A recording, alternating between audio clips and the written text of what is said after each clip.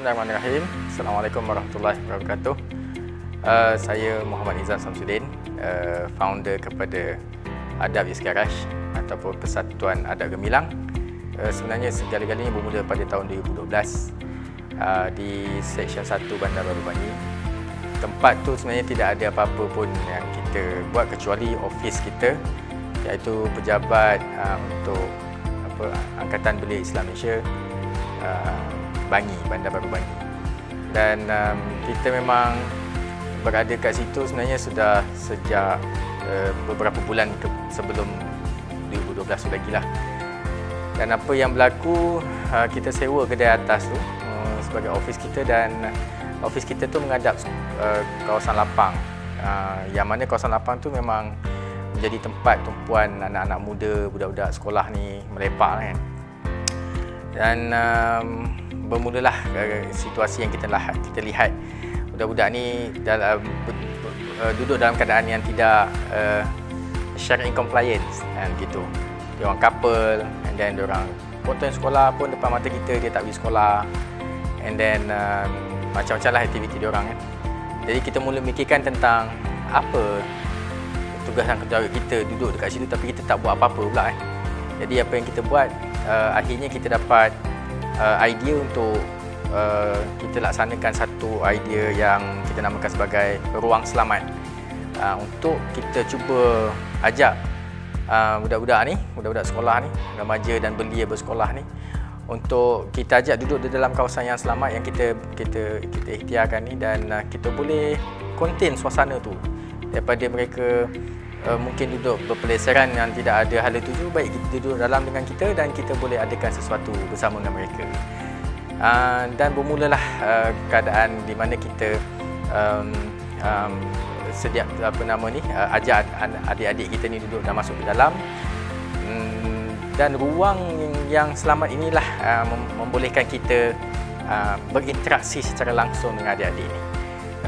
Maksudnya bila mereka merasakan ruang tu selamat untuk diorang masuk, diorang lepak, diorang discuss sama-sama, dan diorang rasa selesa bercakap dengan kita. Jadi kita boleh berinteraksi dengan mereka, dan dari situ genuinely kita boleh bentangkan apa sahaja idea, dan kita pun boleh senang dapat idea dari diorang, apa yang diorang nak dan apa diorang rasa. Jadi daripada situlah kita cuba susun perancangan dan aktiviti yang kita rasa sesuai dengan diorang. Maknanya program-program yang kita buat dekat situ, banyak kita berbincang dengan mereka ni lah, anak-anak muda ni. Dan paling win adalah sebenarnya situasi apa kita panggil ni, musibah lah saya panggil lah, musibah yang melanda negara, iaitu kita banjir 2014 tak salah, bermula di Kuantan, tahun berikutnya tu di Kelantan kan. Kita mengambil inisiatif pada mulanya untuk kita cuba mengumpulkan barangan terpakai, baju-baju terpakai, dan keperluan asas yang lain macam towel, tuala wanita, pampers kanak-kanak kan. Dan adik-adik ni bersama dengan kita, dan mereka menyatakan sokongan bersama. Yang saya terharu lagi, mereka mengajak keluarga mereka untuk tolong bantu kan. Bermula kita mengenali anak dia je kan, adik-adik ni je, tapi hujung minggu dia boleh panggil mak ayah dia datang sekali, tolong kita buat packaging, tolong kita buat tagging kan, penyusunan balik barang-barang ni. Dan saya ingat itulah adalah suasana yang paling saya rasa win lah pada hari itu, pada ketika itu. Attachment kita, maksudnya bermula dengan ruang selamat tu, kita dapat berjaya attach dengan adik-adik kita tu. Adik-adik ni pula membuka ruang kepada parent dia, untuk parent dia datang membantu kita sama kan.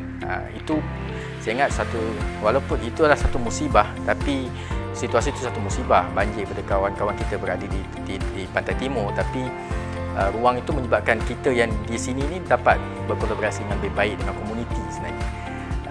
Dan bermula dari situlah kita tak tahu daripada siapa yang datang. Kita dapat sumbangan daripada ramai pihak tu, di sekitar Bandar Baru Bangi, Kajang, ada datang daripada Semenyih, kumpulkan barang-barang dari Semenyih kan, datang kumpulkan, letak barang-barang kita sama-sama. Dan lepas tu ada makcik-makcik blonde daripada Country High datang kan, daripada jabatan-jabatan pertanian sedang datang tolong dengan student-student dia Jadi saya ingat waktu tu memang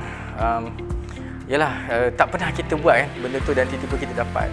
Jadi itulah maksudnya ruang ni memang sangat kita sangat appreciate dan akhirnya saya tak menjangkakan lah rupanya di kalangan mereka yang ada di sekitar kita tu rupanya ada orang-orang somebody dan mereka membawa idea ni ke atas ke peringkat Kerajaan Negeri Selangor dan bermulalah nama kita disebut-sebut di peringkat SUK Selangor. Dan saya ingat lagi saya dipanggil oleh Pejabat Negeri Selangor untuk Pejabat SUK Negeri Selangor untuk kita buat presentation dan kita buat je lah presentation dan kemudian lepas tu datang juga pihak daripada Majlis Bandaraya Shah Alam MBSA datang melawat. Kita pun tak tahu, tak kenal dia siapa kan. Just dia call datang, Nizam nak datang, boleh tengok tempat? Boleh, datanglah kak, panggil dia kak, rupanya dia tu pengarah.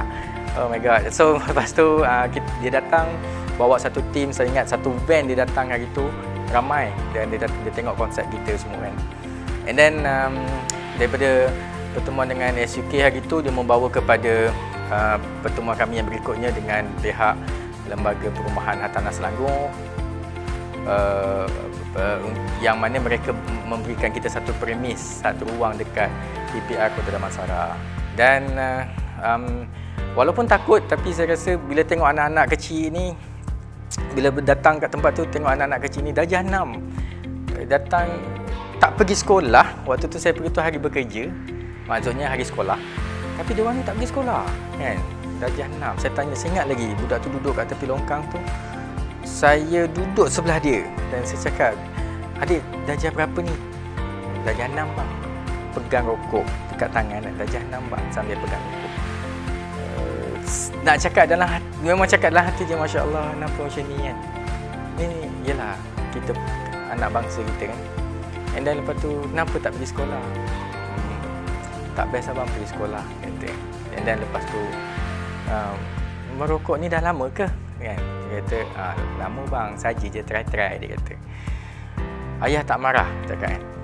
Ayah pun merokok. Jadi saya tak boleh nak cakap panjang lah bab tu, panjang ceritanya, discussion panjang. Tapi perkara tu menyebabkan walaupun takut masuk kawasan PPR tu, saya rasa itulah kerja-kerja dakwah yang kita kena buat, yang kita kena selesaikan kan. Itu baru kita nampak yang first time kita datang kan. Dan akhirnya walaupun takut, saya waktu tu pergi dengan saudara Afiq sebagai co-founder kan. Dan kita decide tak apa, kita teruskan.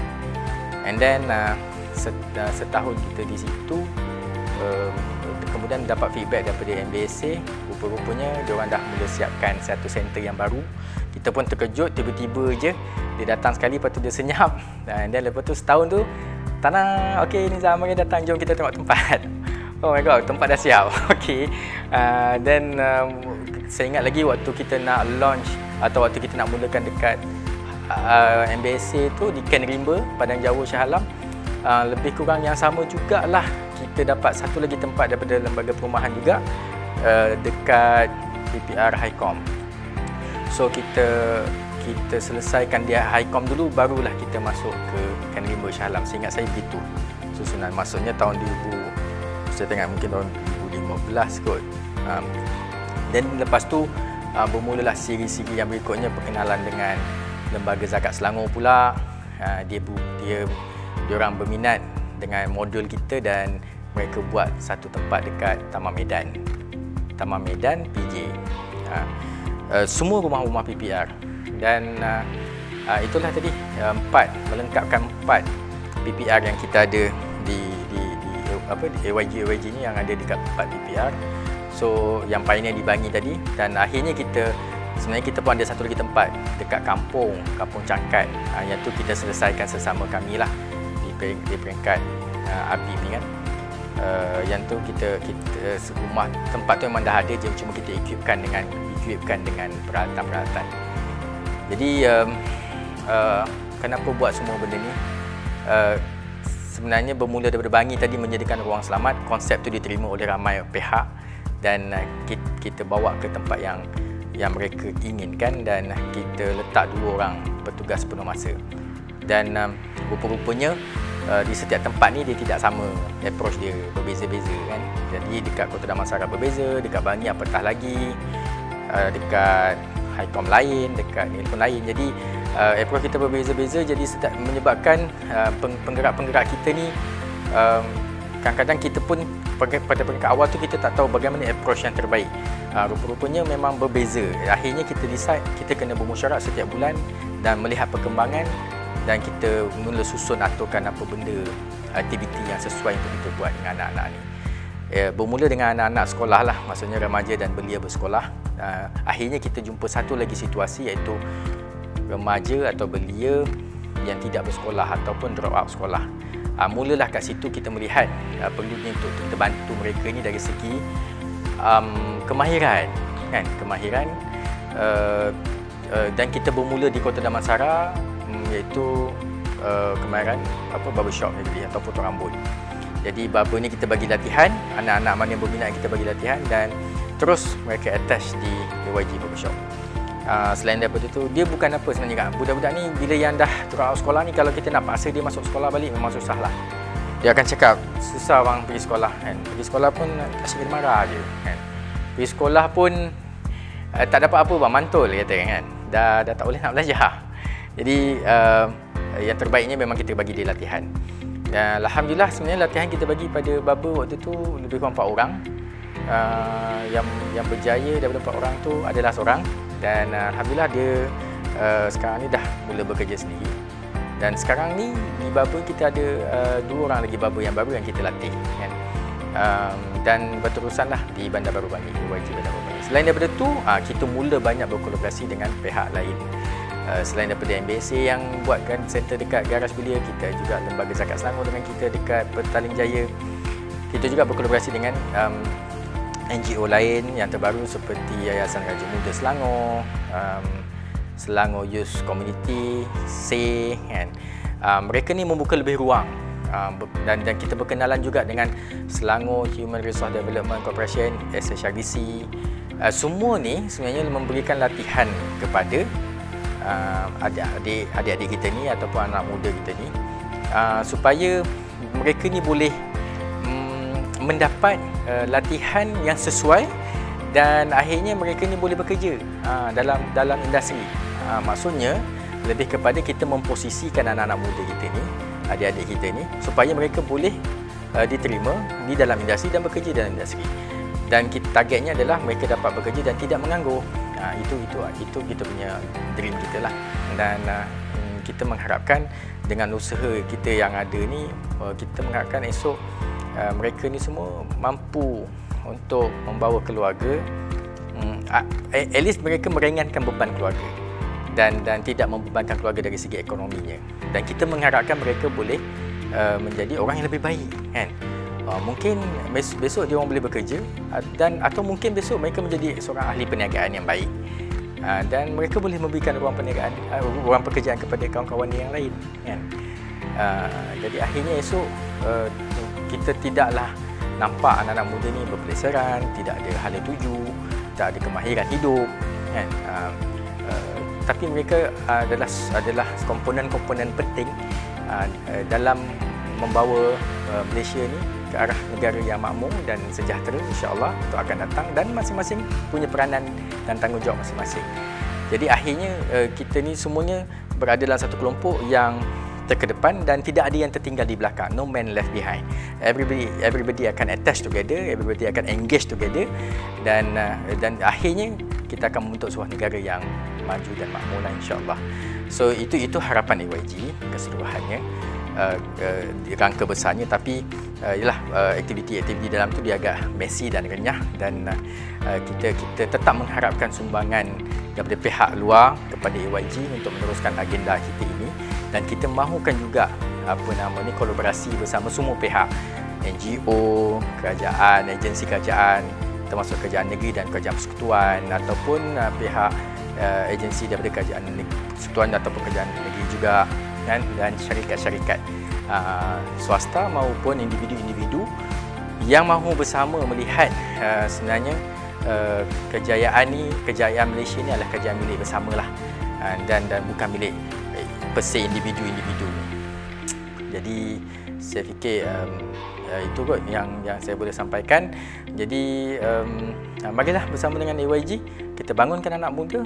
InsyaAllah kita akan bangunkan negara untuk masa depan. Allahu a'lam.